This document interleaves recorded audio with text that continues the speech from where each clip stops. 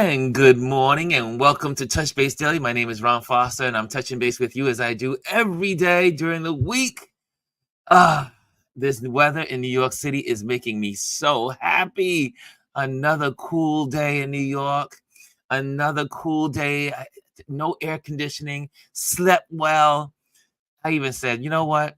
I'm going to oversleep today. And I did, and I felt good. It was so good. So today is our let me take this off I got this little banner there. Let me pop this in. Hold on a second. I got my little banner up showing there, but today is Wisdom Wednesday. And we have a special guest today. We have a special guest today, and I am so excited. It is the wonderful Cheryl Miller, and she has an amazing career. I'll talk about that in a moment, but I just wanted to make sure I send some greetings. The greetings are in the room. Let's see some greetings. Who is the first person in the building today? It looks like Grand Rising Ron, everyone, RLP, boom, boom, boom, with all the with all the lights and everything. The next person, number 2 in the building, is Chris R. She says, good morning. And the next person, number 3, Rashawn Vincent. Good morning, Ron and RLP family. And there we have Omar's in the building as well. What up, everyone? He says. And Paro is in the building. Good grand rising front and center for Cheryl Miller. She said, in front and center for Cheryl Miller. There we go. And also I have here, who else is in the building? Hannah. Hannah's in the building. Good morning, Ron and RLP family. Hannah, you're not doing the gardening today? No gardening today? Okay. And we have here, who else is in here building? It says Rashawn says good morning to everyone. Everybody saying good morning to each other. Adrian is in the building. Adrian, New York City is in the building. She says, good morning, everyone. Happy Wednesday. It is Wisdom Wednesday. And David Mascaro is in the building. Good morning, David. Good morning. Jamel Shabazz is in the building. Grand Rising family. He says Grand Rising. Yes, he knows. He knows the great Cheryl Miller. Okay, Brian is in the building. Brian is in the building. Mr. Brian, young, creative. And so we're all here. I am not going to go into politics today. I am going to go right in to spending time with this amazing photographer. And I stumbled I stumbled upon her at the Photoville that was here in New York City under the Brooklyn Bridge this summer. And for those that know, I was working Photoville this year. And I think Jamel did say, "Hey, do you know Cheryl? Make sure you see Cheryl." And I say, "I did. I saw her." And she had the most amazing exhibition. Her exhibition, I'm drawn into old photos about communities, photos about family, photos about Black culture, photos of history. That's what draws me in. And hey, Kimmy, I see you in the building. And I am drawn into to photographers that pull me into the past and make me smile. Because there's something about watching the African American experience. And I'm this way also with all old photo pictures. I mean, whether it's Italian, whether it's Irish, but it's really dear to my heart when I see other Black families. Because to be quite honest, I used to have a bunch of family pictures, and my father unfortunately lost them all. When he was in a moving situation, my parents separated, and we lost all of my childhood photos. We had no photos of our childhood. They were all gone. To this day, once in a while, my aunt will send me a photo of my great grandfather or my grandfather or my family members. And I'm like, I get so excited because there's nothing like a photo to pull you in to your culture and also to anchor you. Old photos, photos that were captured over time, anchor you because it's your life. It's your family's life, your mom, your dad, your aunties, your uncles, the greats and the grands. Anyway, I love Cheryl's work. So let me just I'm going to give you just a little snippet. I'm going to read this to you. I'm going to brighten up my phone here so I can bring this up so you can see this. I can see this with you. Okay, here we go. There we go. Let's get that in there. Okay, here we go. Cheryl Miller is a self-taught photographer and a former city and regional planner. Her practice exists to create images of African Americans viewed through a kaleidoscope of everyday experiences. Her focus is on the rich visual development of communities, neighborhoods, and people that make them thrive. Her 40-year film archive explores resistance and resilience as survivors of the Middle Passage, honoring our ancestors as recipients of the gifts of strength, resilience, promise, and hope. Ancestor reverence helps to maintain our joy and channels these gifts. The images are of rites, rituals, and social norms, resistance to enslavement, institutional racism, and white supremacy. Miller's work has been existed on local, national, and international art institutions and is in the permanent collection of the Brooklyn Museum, Schomburg Center for Black Culture and Research, and the Museum of the City of New York. In addition, she was a former adjunct lecturer at the Tisch Department of Photography and Imaging at NYU. She also taught photography in the NYC Department of Education as an active member of the local art community. Okay, we'll talk about more, but with no further ado, I'm going to give to you the great and wonderful Cheryl Miller. Cheryl.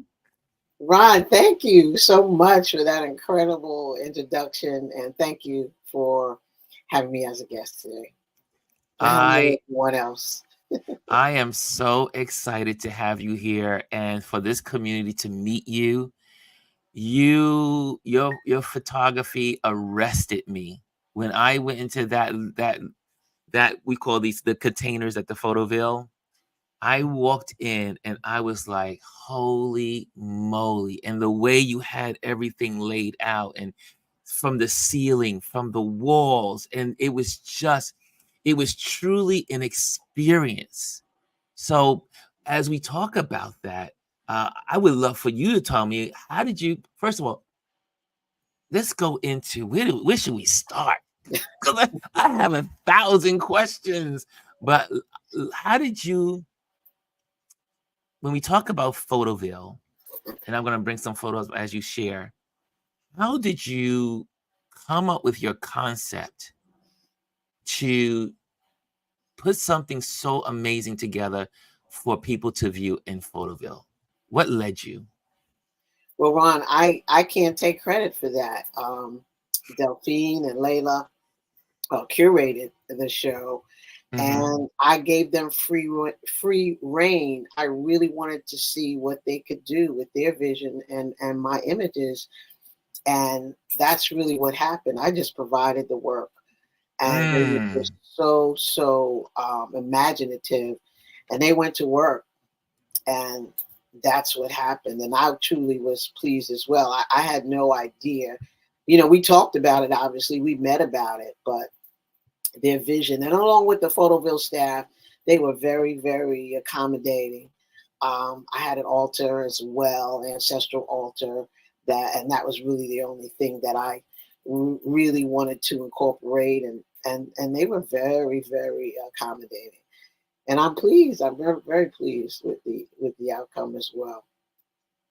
And there's the altar you were talking about for the Absolutely. Honoring ancestors. my I ancestors. was I was just like I said, I made it my business to stop by your container almost every other day. I was there for 2 weeks working, and this is a film of the inside of the container, guys, so you can see how it's laid out.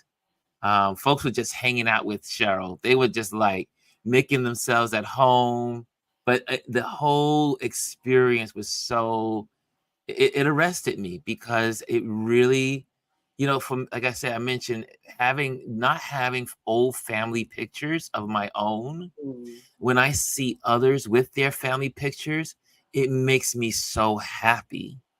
And especially when it comes to Black culture and the African American experience. So, how did you get into photography?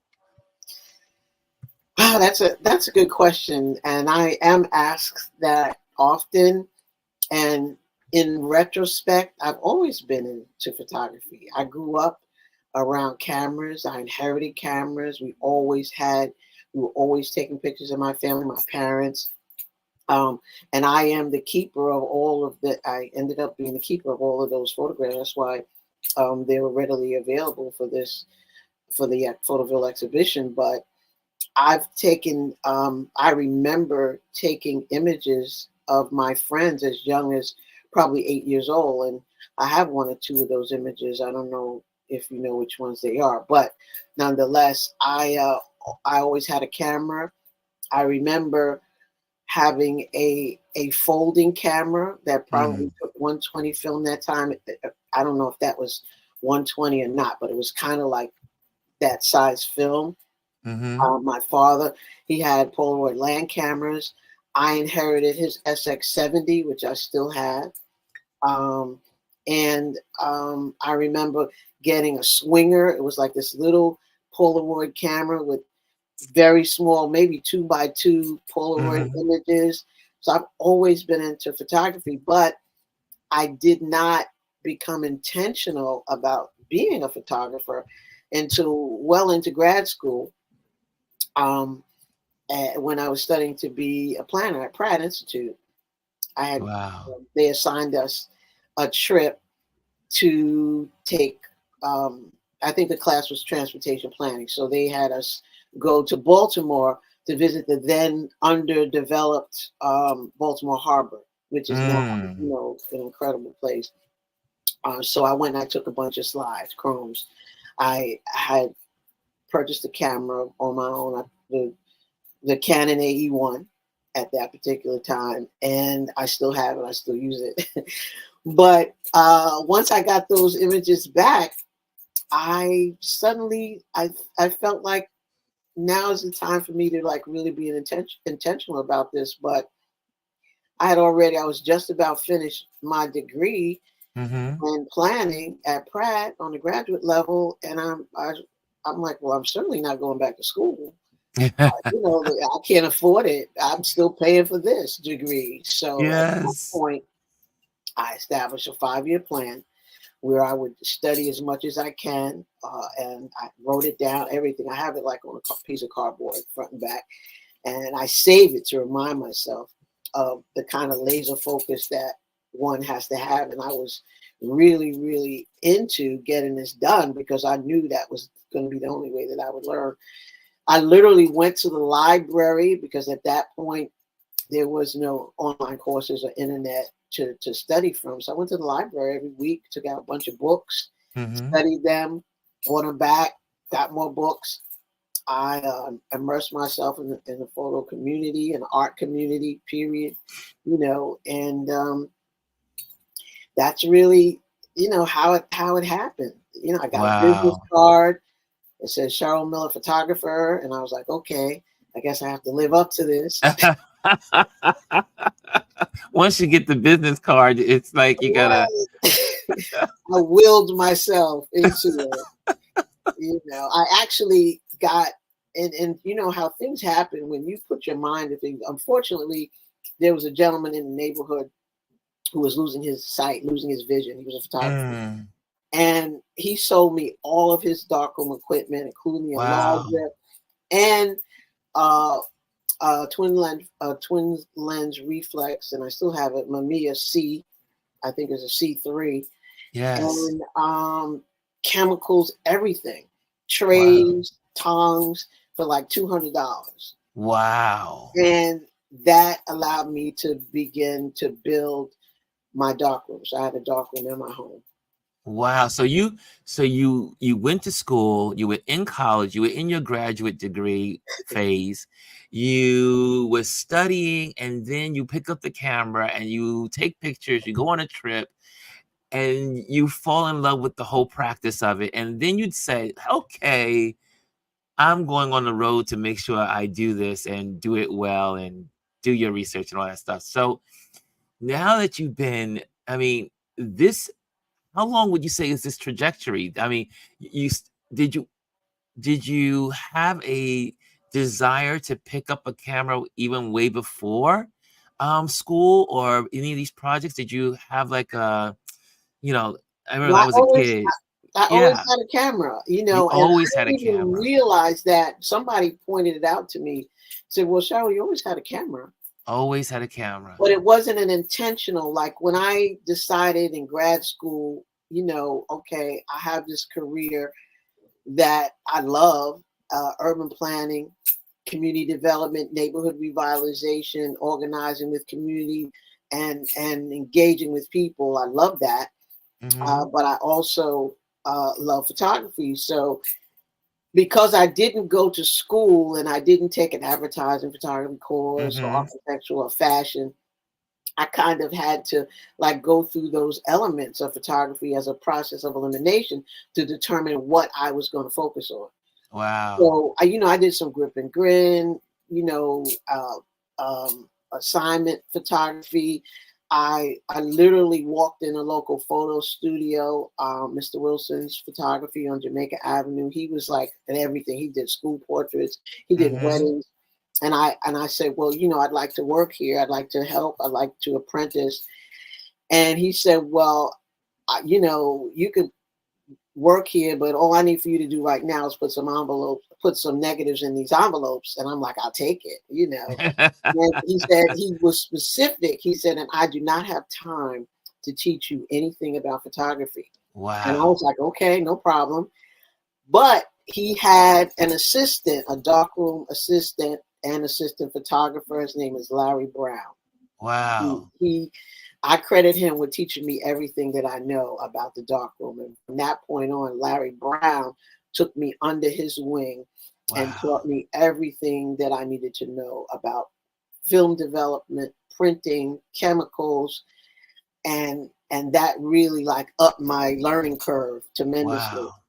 I also apprenticed for a fashion photographer in Manhattan at one point, but again, fashion photography, that all of these things that I was doing was kind of to explore what my interest was because I was Yes. kind of like all over the place and learning. Mm-hmm. And so because I had a job and a career, I did not have to and didn't want to focus on being a starving artist or photographer. I'm like, well, let me continue working. I need a So real that I can job, as pay they my say. mortgage, raise my child, pay the car notes and all that stuff. Yes. And one day, my good friend, who is a painter, Danny Simmons, dropped by, and he was on his way somewhere to, I think it might have been the Jamaica Center for Arts and Learning, to maybe exhibit his work.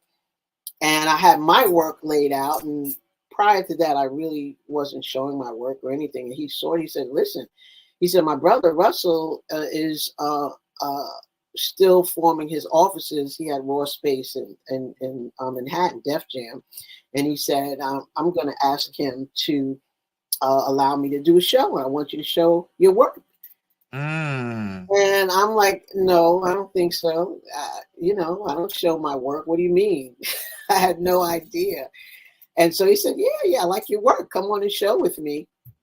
And I did that.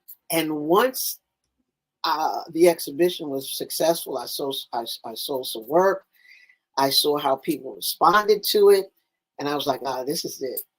This is the kind of photography that I want to be involved in. Wow.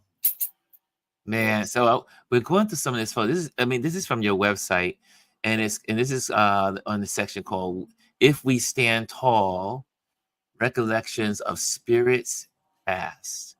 And you have this collection is so This beautiful. this is my book project. That's the title of my book project. So that these Ah, images are of community that I grew up in, South Jamaica, Queens. That community is very near and dear to me. My parents are both from New York, and my grandparents came to Jamaica in the 30s. This is the image that I told you I took as a child. These are my friends, my partners in crime, Barbara and Gregory. wow. We used to rip and run and give our babysitter a really hard time. Oh my But goodness. those are my buddies, and I remember taking that picture. I remember the camera. I wish that I could still have that camera. It's a really cute little folding camera, Mm-hmm. and I'm not sure how I got it, but obviously my parents gave it to me. And so I have some other Wow. photos that I took with that camera as well. That I don't have these negatives. I just have the prints for these. So I l- they're priceless to me. I mean look, you got your leading lines in there. You got all the theoreticals. You're a kid, but you are doing your thing. That's a street that I grew up on, 108th Avenue, and behind them on the right, you see a roof, like a angled roof. That's my house. Yeah, right there. Wow. That's the house I Okay. grew up in, and we have deep roots in Jamaica. My father grew up there. His father bought it. So when you think about Jamaica, Queens, Mm-hmm. you have to know historically that Jamaica, Queens had the largest concentration of black homeownership in United States at one time. Mm-hmm. Yeah, so it's very significant. A lot of black. All the homes were owned by black families. We grew up in a neighborhood that was Wow. very close knit with families that we all knew. And we all knew the children, and Here we we go. had We got we had something called the block. it was called the what? The The block? block. Yeah, you came from the block. It's just like a very sentimental kind of. We're all adults now, and Uh-huh. we knew the families. We have stories. I mean, a film could probably be made Hmm. from the Maybe when the book is done, you'll go make a movie as well. maybe This would be a good documentary. I see a good documentary forming sounds here. good. Sounds like a great idea. I mean, you're taking these photos at different stages of your life. You seem to be, the documentarian of Jamaica, and you're, in your world. You are documenting your world. What are Well, it some of the stems. favorite places? Oh, no, go ahead. No, I was going to say it stems from. For me, I think my initial objective was just to show us in a very positive light. All you ever see, and even then, or negative images, or the Yes. pathology, or Yes. all the horrors of being black, living in a black community, and the fatherless homes, and the drugs, and the unwed mothers, and the crime, and all of these things that are a very small percentage Hmm. of who we are and of any community. It's a very Yes. And so what I kind of wanted to show was how we live, when we're not under the gaze, when nobody's looking, when we're very comfortable, when we're experiencing joy, when we are um, building, we're educating, we're we're worshiping, we're inventing, we're doing all of these things in spite of the, Mm. the stereotypes and the oppression and all of the things that are so negative, and I think the resilience, the strength, I often say, and sometimes I think people take this a little lightly, is that we are the survivors Yes. of the Middle Passage Yeah. of our ancestors. A lot of Yes. them did not. A lot of them are at the bottom of the ocean, Yes. Atlantic Ocean. A lot of them didn't make it, and then the ones that made it through 400 decades of and hundreds of years of impossible conditions and unlikely to survive. And here we are.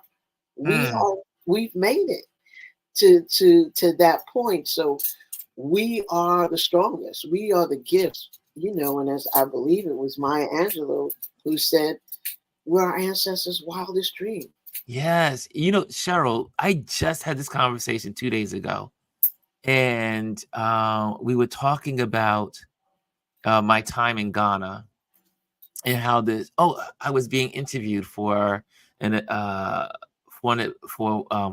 photography day coming up. I was interviewed this week on Monday, and they asked me some questions. I was talking about the ancestry and how when I was in Ghana, what blew me away, my curator of the slave castle gave me a tour, and she was saying, she looked over to me and she says, "You are the strongest." She says, "You are the strongest, and we welcome you back home." And I didn't know what to do with that response. I was like, I'll get that question, but I was like, wow. And she says, "See, your ancestors came from the center probably of Africa. They had to walk a continent. They had to walk half the continent to get to the West Coast. And then a percentage, almost 50% of them died along that continental walk. Then they put our ancestors, in a slave castle where they lived in a dungeon. And then some of them died. Then they put them on a boat and brought them across the sea. And half of those died. And some were tossed into the ocean, some died along the way. And then our ancestors, came to this country or this land, because it wasn't even a country yet in some cases. And our ancestors were enslaved. And then our ancestors endured the years of slavery because so many people died in slavery. And then we are the strongest to emerge from our ancestry. And that's why I feel it's important for me to always have an altar, because to give, I mean, you and I are sitting here, and Yes. all of the folks who are on, on the program and online, we have every right to give them their just due as every time that we can. Yes. Because if not for them, we would not be here. And that is of such a, to me, I think it's taken a little too lightly. Of course, we do honor and revere our ancestors, but I think that us as a people have to bring that more to the forefront. Because what we Yes. don't understand is everybody else honors their ancestors. There are Yes. holidays with sales honoring Yes. their ancestors. There are statues. There are all kinds of symbolisms. I live right now, I'm not in New York, I'm in Massachusetts. I have never been a place where I've seen so many cemeteries. And that's honoring your ancestor, that headstone. So it's big, it's prevalent, it's out front in other cultures. We need to bring that, I feel, a lot more into our everyday lives, our everyday existence, our communities, to let everyone know that we are as proud and we honor and revere our ancestors as well. I And agree. it's magic. Just honor your ancestors and see if their spirits aren't hovering over you in your everyday endeavors. Mm. I bring mine with me everywhere I go. Everywhere you go, everywhere you go. But it's interesting. You say that, and I was in New England this year. I mean, I was in at Martha's Vineyards this past week, photographing the film festival. And you're right. There's even on Martha's Vineyard, there's cemeteries in certain areas, and there's these connections. And being in Inkwell, which is where the Black community lives in Martha's Vineyard, all of these connections to there's every morning there's hundreds of people that gather in the water, and they give reference to the ancestors. I lost my mind when I saw it. I was photographing for Martha's Vineyard for the film festival because they had a morning event, and then I said, "What's going on over there? What's going on over there?" And they were like, "Oh, they have this every morning. They have a swim and they sing songs and they were worshiping and they praising and they were giving reverence to the ancestors." And it was one huge circle of maybe, I think that morning it was probably about 80 people in the water. And it was so profound to me. So you bring that back to my memory of the importance of the ancestors and the importance of acknowledging the people that came before us to put us where we are today. And give us that strength and resilience that we have as a people, even just on an everyday individual level, what we deal with in terms of racism and white supremacy and all of these things that are happening and have been happening, that we still are able to survive. And you have a section on your page called In the Spirit. Mm-hmm. And so here's some amazing, interesting photos as well. Yeah, that one that the first one. Mm-hmm. Every year in Cunningham Park in Queens, we sometimes go, and it's called Feeding the Ground. Yes. And so you literally are feeding the earth, giving back to the earth, because it gives to us. Yes. And in this particular case, I believe that's a chicken. Wow. Along with a lot of other things, beans and corn and tobacco and a bunch of other things ritualistically. And so I had an opportunity to be able to shoot that. Wow. Do you shoot in digital, or do you only shoot in film? Only film. I don't own a digital camera yet. Wow. I say yet, because I use my phone, and I've never had a digital camera. This is an incredible. This is interesting. This photo. is at Coney Island. I see. Honoring the ancestors. You see the steeplechase. Yes. This is honoring the ancestors of the Middle Passage. This is one Juneteenth years ago. That was able to capture this as they were beginning to go into the ocean to make the offerings to our ancestors. I'm looking at the woman with the powder on her face.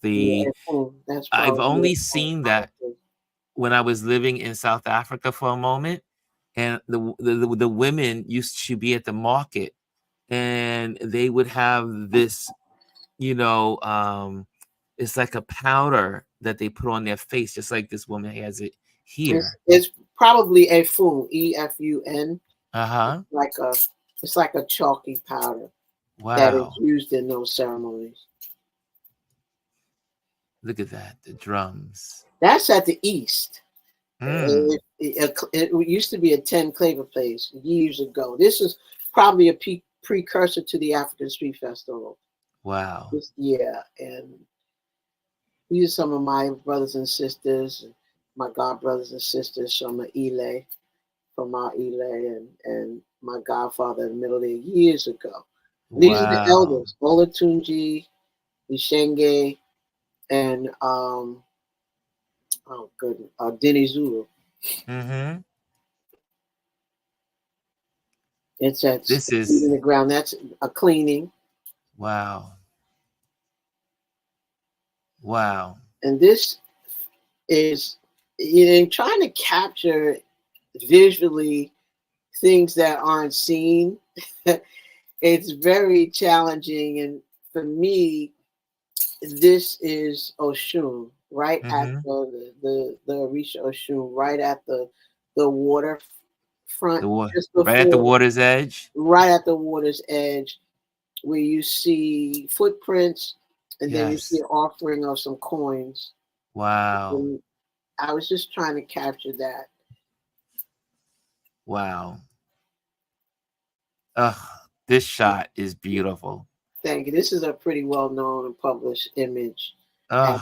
at the water of that same period of time, Juneteenth.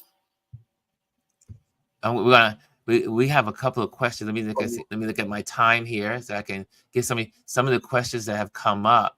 One is Omar says, "Do you still shoot film, or have you transitioned to digital camera?" We already answered that one. Yeah, You still shoot Omar, film? I got Oh. film that I got to put in right now. I still shoot film. And AS says, Cheryl Miller, are you planning to submit these beautiful images to the Martha's Vineyard African American Film Festival 2025 for a documentary or film? Well, let's talk about it. I had no idea. Let's talk about it. I'm open. Yeah, Let's see what we can come up with. your work should be on. You should have a film. You really, they should. We gotta figure this one out. Okay. And next question is, I see folks are saying your work is amazing. They see the strength in your work. Amazing again. Film was just has so film just has soul, I says agree, David. David. Trish says, do you develop your own photos? Not anymore. I developed all of those that you see, though. Okay. My archive is all my own development in my dark room. I sold my dark room. I upgraded it from the purchase initially in my initial career, but I kept my pads and development tanks and the reels. And my goal is to get back to developing my film.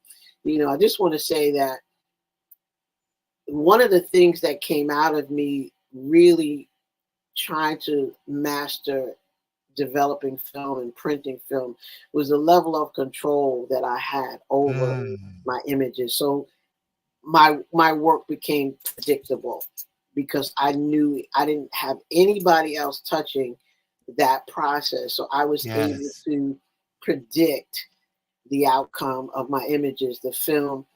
And so that helped me develop a style because the consistency using the same camera, the same film, the same chemicals, the same paper, in the same enlarger, the same darkroom over and over and over again, Yes. gave me a level of consistency. Here's another question. Omar has another question. He says, what is your current film camera setup? My current film camera setup is the same camera I had that I shot these on. Believe it or not, I have had them overhauled and preserved. I use the same lenses. I use a wide angle lens all the time. That's my favorite setup. But I have a Canon. I use Canon equipment. I have an AE1. I have an A1. I have an AE1 program with the lenses. The Wow. A1 is failing. It's had some technical issue, so I'm not really able to use that. So I'm looking for an A1 body or F1 body. And so let me know if anybody knows.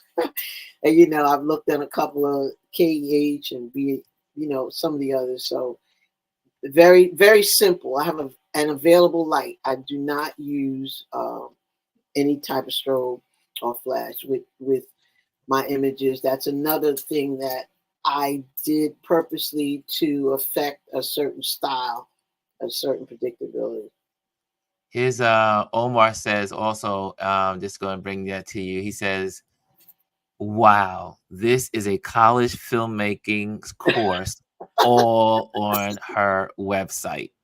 Yeah, I mean, you lay it out so beautiful. And also, Thank our you. our brother Jamel Shabazz asked My the brother. question. He says, "What projects are you currently working on?" Well, I want to say before I answer that question that, full disclosure, I was in kind of a limbo for almost 17 years, Mm.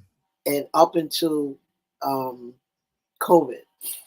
And I reached out to Jamel because my intention after that hiatus, in a sense, was to just organize and digitize my film. And of course, I Yes. procrastinated for a couple of years before I even started. Anyway, I got to the point where I was starting out, and I reached out to Jamel. And I got to say, he and my other photographer friend, Marilyn Nance, were both like this in my ears, talking to me about some of the things, some great suggestions, and some things that I could do and undertaking. I was taking notes, and Jamel will tell you, I follow instructions, right? So, I just want to thank him publicly, thank Marilyn publicly. I don't know if she's on here, but they probably don't know how instrumental they are in keeping my head right in terms of getting things done. So thank you, Jamel.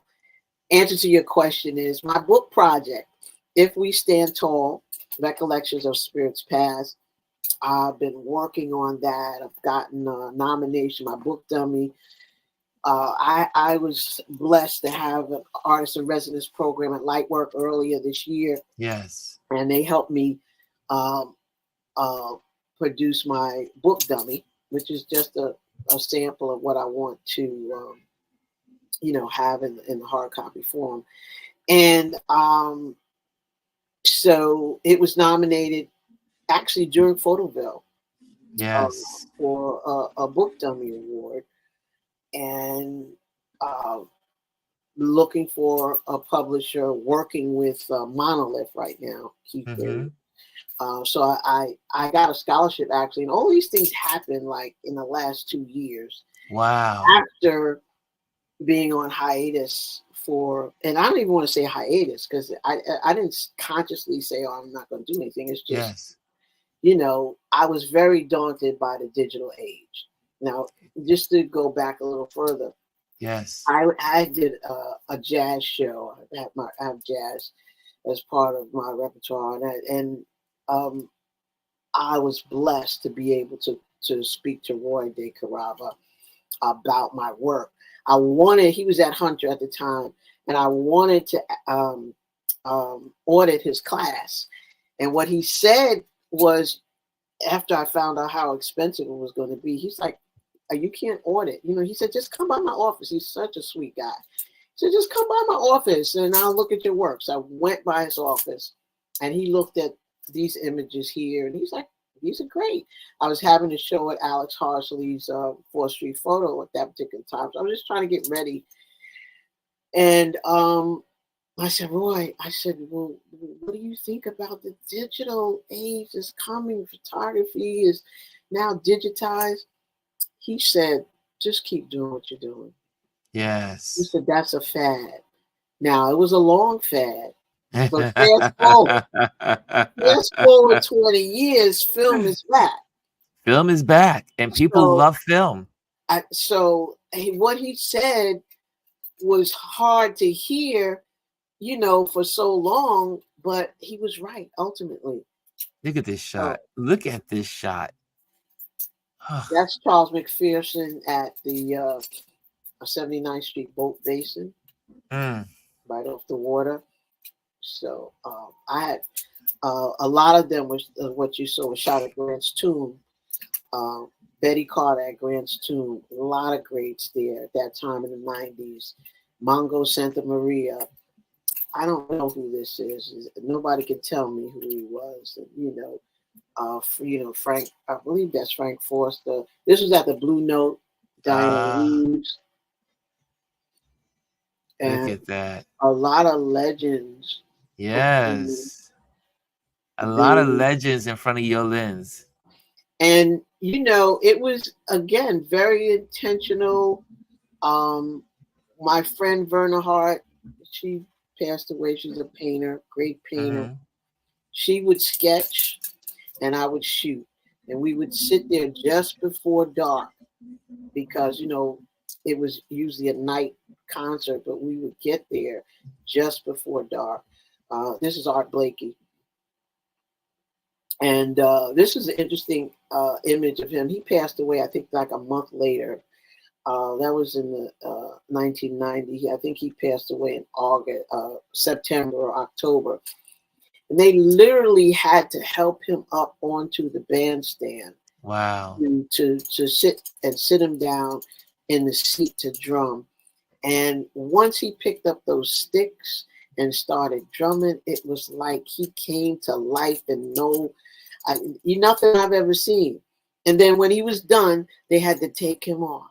Wow. And so the name of this show was Past Prime in Jazz, because all of these artists were older and they had really seen their prime as musicians. They were famous, recorded.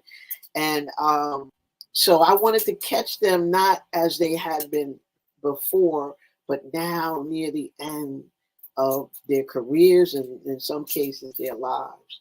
And that music, that jazz is what really brought them up. Omar says again, wow, Canon should give you a sponsorship. And a new camera. And a new camera.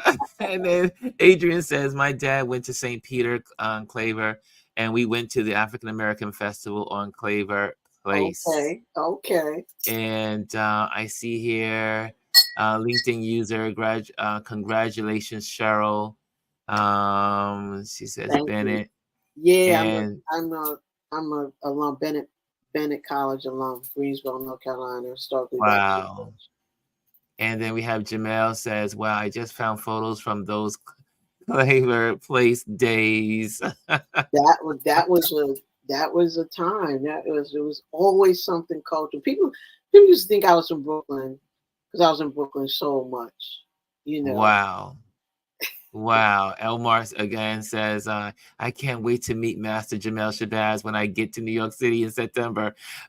I'm going to have to put together something really special when Omar gets here with all my, you guys, there's some people that really do inspire me every day that I come on this platform, and they inspire me in so many ways. And I got to figure out a way to celebrate everybody together in one room. I got to figure it out. Yes, let's do that. Because there's a lot of people I need to. There's so many young and up and coming talent photographic artists. I want to meet them as well.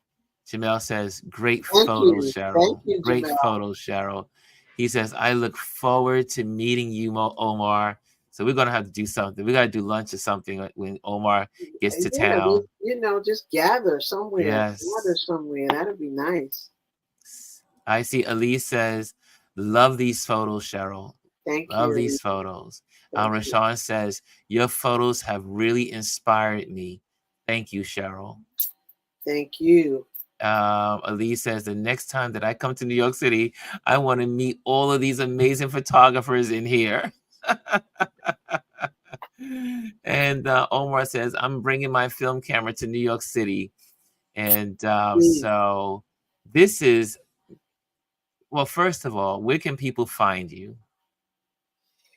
At Cheryl Miller Photo Archive on IG. And I also just made an IG page for my book project. My website, Cheryl Miller at photoshelter.com. But the IG for my book is If We Stand Tall, at If We Stand Tall. So I'm still building that, working that. Okay. Or you can email me at CherylMiller1352 at Gmail.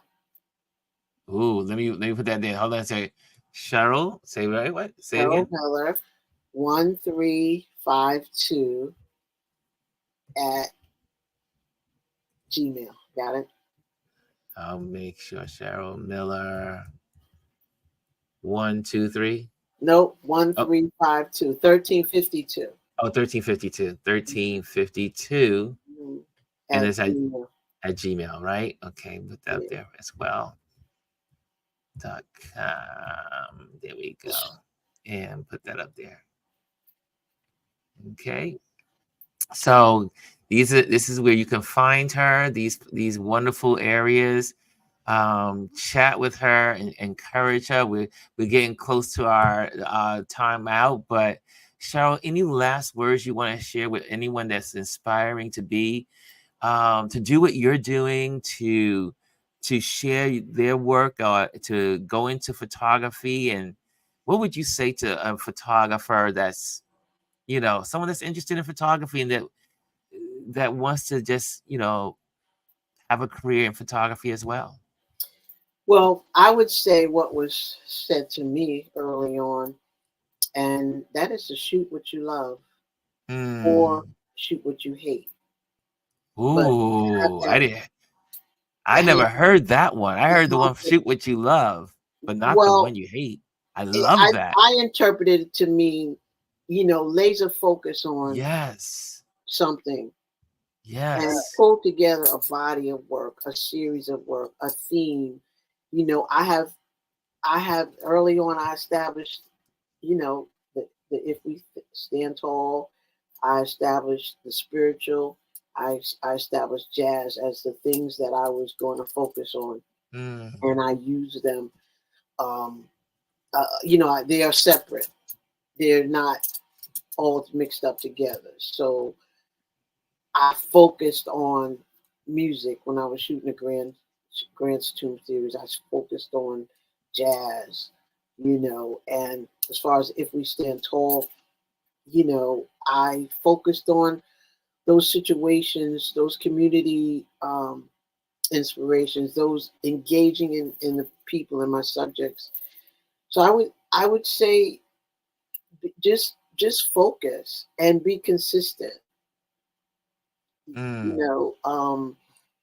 And think about, and this is something that was very new to me in terms of what your practice is. When I started out, nobody was asking you, well, what's your practice? And how, what's the thought process? People are like, let me see your work. I taught at NYU based on my portfolio. I never went to school for photography. I have no courses. I have no workshop, nothing. Oh my gosh. I could dive right into, you're self-taught. You created this incredible journey of work, body of work. And here you are. And then you end up teaching at NYU, one of the best universities in America. Let me know that I was a real photographer once I got that job. It was like, wow, look at me now. However, fast forward to now, as an up-and-coming photographer, you need to be able to write. You need to be able to explain your practice, explain your story, because now folks want to see more than just your work. Now, I'm talking about grants, because I write grants. I'm talking about applying for grants and those kinds of things, applying for opportunities. You have to have a story. You have to have why your practice, why you do what you do. You have to be able to explain it. We all know why we do what we do, but you have to explain it. And so that would be something that I would add. You can no longer just have your images. And also, I had gotten a scholarship called Publish Their Photography Book.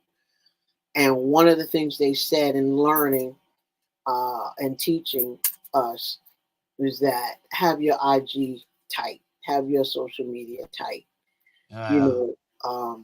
so that the first thing people go to, or clients, or prospects, grantors, is your IG.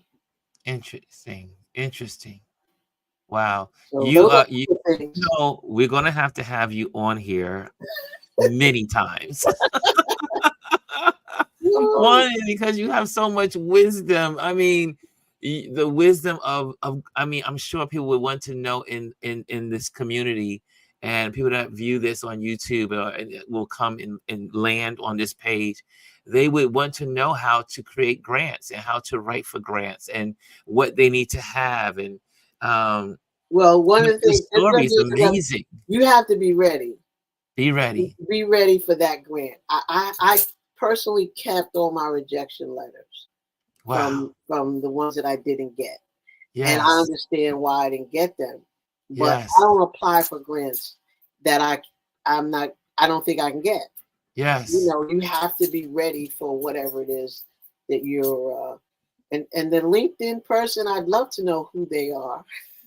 LinkedIn person, make yourself known. We want to know who you are. DM me, email me or something, because obviously they know who I am. And they went to Bennett, or they know about Bennett. They know who you are. David one of my Mascaro. Bennett sisters. David Mascaro says, "Love this show. Great images." Thank you. I see. Omar, a bunch of folks are now following you. Got a whole new. You got a whole nother. Good. Flock of people. Follow you guys back. Thank you. Thank you. And I see here, what else is being said here? The person's got to jump off. They don't know who they are. Oh, the LinkedIn. Got to jump off, but I'm very proud of my Bennett sister. Well, thank you very much. I wish I knew who you were. I'm sure they're going to reach out to you. They're going to reach out to you. But love to you too, sis. Wow, this was wonderful. Guys, if you enjoyed this conversation, you know how we roll. I want to see some thumbs up. I want to see some hearts. I want to see you. I need you to express to Cheryl how much this meant to you.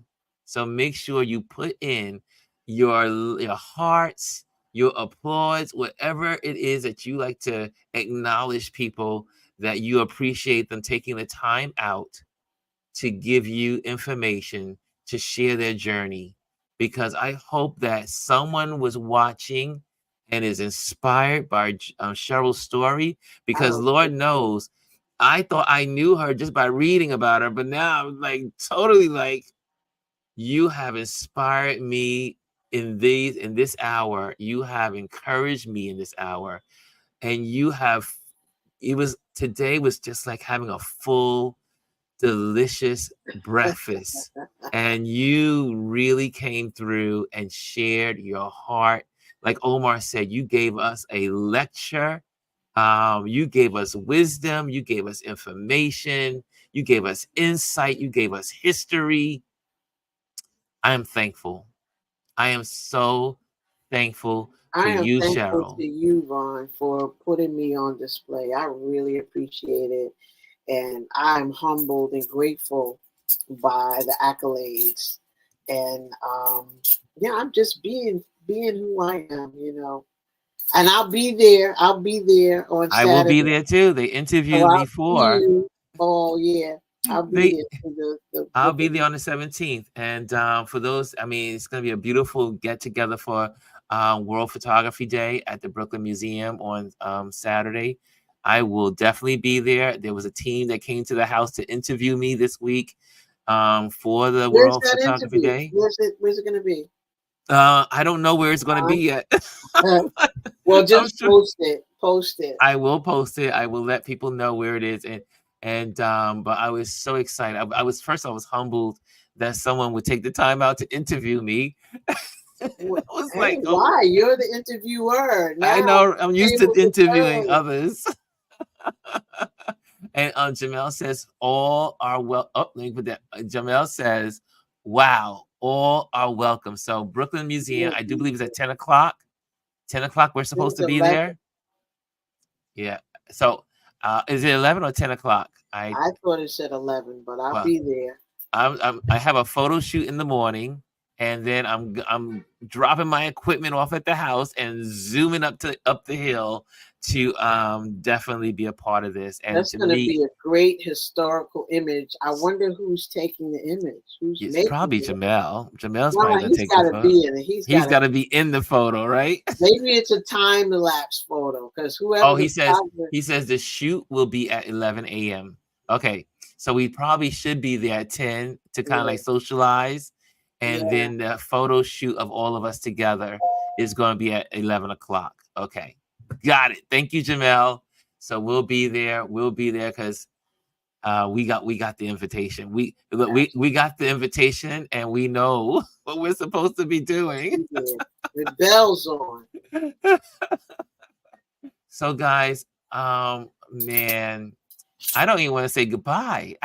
Until Till how about next time. until to Till next Saturday. time? Yeah. Yeah, Cheryl, I cannot wait to give you a big hug Saturday. I cannot wait. Same here. Thank you so much. You've been very Guys, generous. if you want, again, make sure you, this is Cheryl's website. And then also, here's her Feel free to contact me, Instagram. please. You can reach out to her, but either way. And if you want to direct by email, you can also Cheryl Miller 1352 at gmail.com. You can email her. She is a breath of fresh air and so much and contains so much wisdom. Thank you, Cheryl, for joining us today. Guys, I'm going to have to get off this thing and let you guys get to work. But I think this was a beautiful, well-spent Wisdom Wednesday. And I loved it. thank you, guys. Have a wonderful day. Make it great. As we like to say, live life like you mean it and focus on what matters. See you tomorrow. Okay, guys. We're out of here. Thank you. Bye-bye. Thank you so much. Bye-bye.